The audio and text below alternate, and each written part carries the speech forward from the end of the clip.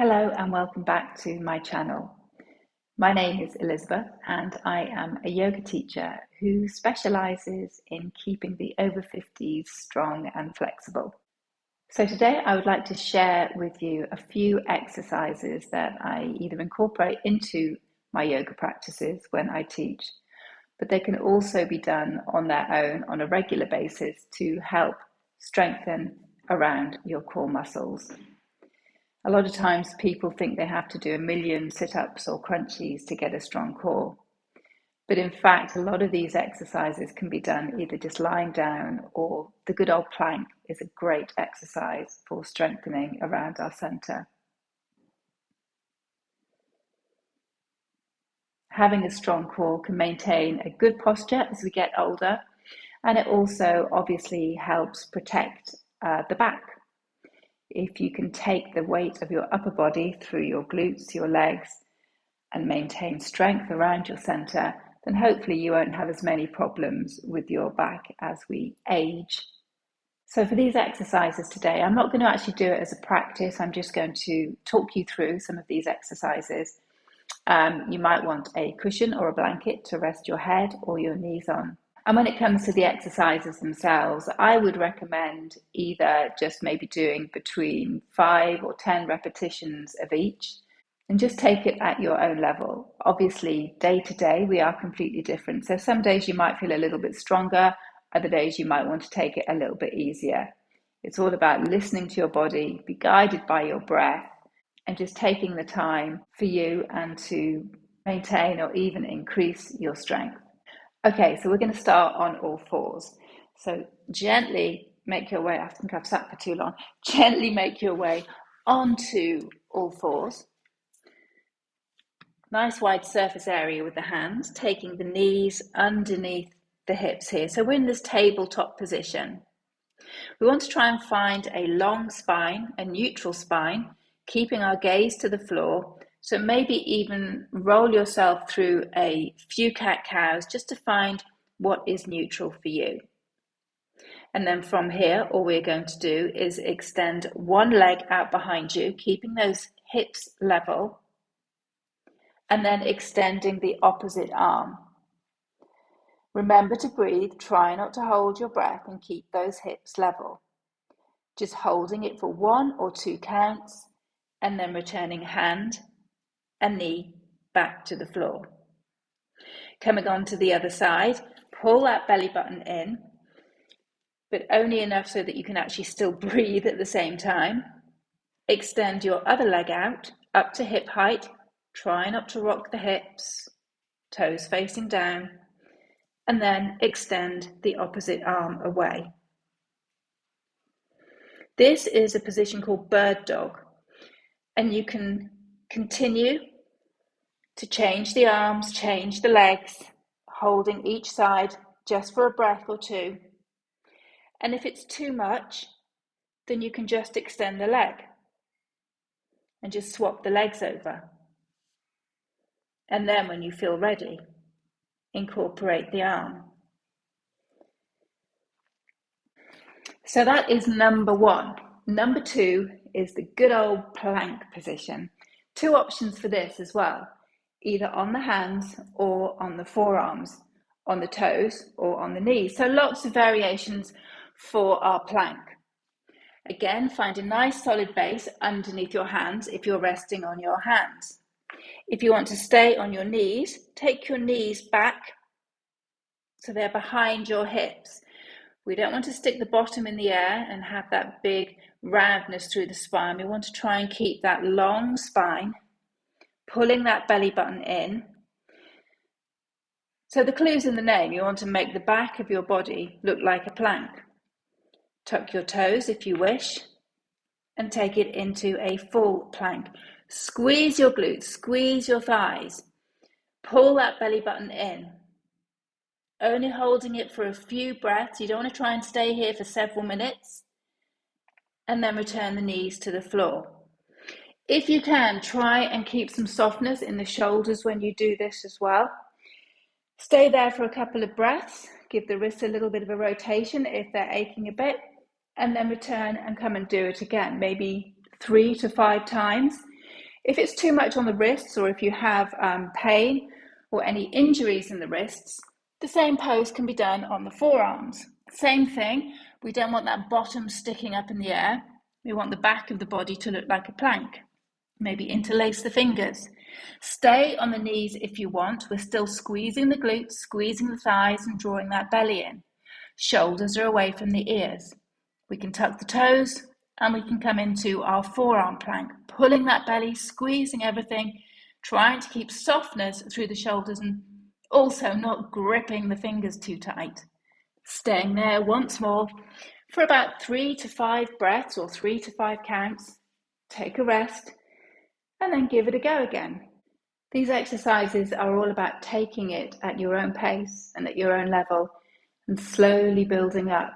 Trying to do them on a regular basis is very useful as well, but I know what it's like. You sort of set yourself a goal and it never quite happens. But if you can try and incorporate these a few times a week, it is really helpful. Okay, number 3, side plank. This one, again, you might need a blanket under your forearm. We can do it on the hand or the forearm. We can come onto the knees, or we can come into full plank, side plank on the feet. So I will show you all the modifications, and again, hold it for a couple of breaths, have a rest, come back into it, maybe repeat it about 3 to 5 times, depending on how you feel. Okay, so side plank. As the name suggests, we lie on our side. Let's start on the forearm. So the elbow is under the shoulder. We're going to start on our knees as well. So for this one, just draw your knees in towards you. What's that, about 90 degrees? And then all we're going to do is lift this top hip up towards the ceiling. We're pulling that belly in, we're stacking hip over hip. And this is our side plank on one side. A little bit fancy with the arm if you want to, or we can just rest that hand down. Again, we just stay there for a few breaths, have a rest, come back into it. All the while keeping the breath flowing, so we're not holding the breath, even though we might be tensing the core, squeezing the muscles, we're not holding the breath, we're trying to keep softness through the breath. We can also take it into a full side plank, resting on our forearm. All we do, as the name suggests, is we take the legs extended. I'm just going to push myself up to begin with, and then we're in this position. Quite frankly, I find that really awkward and it hurts my back. So I'm not going to do it.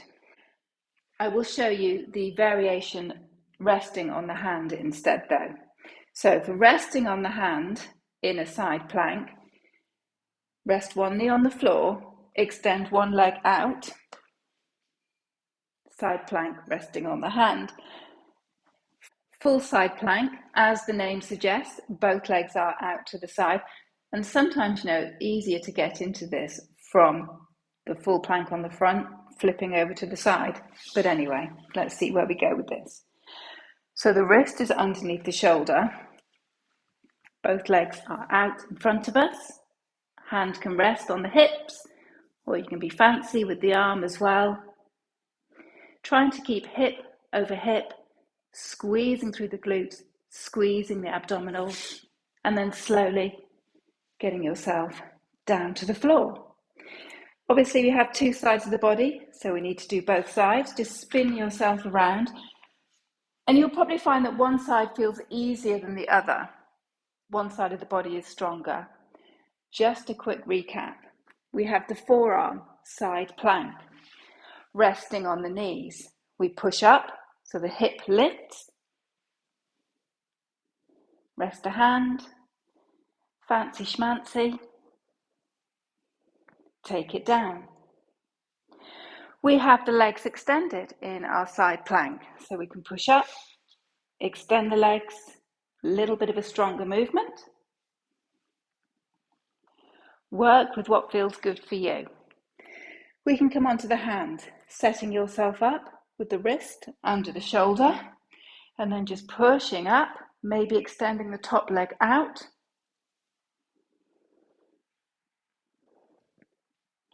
Or maybe trying the full side plank with both legs out.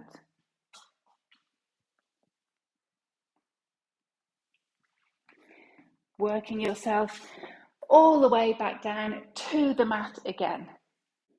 And then finally, for our last posture today, working on the core, we're coming onto our back.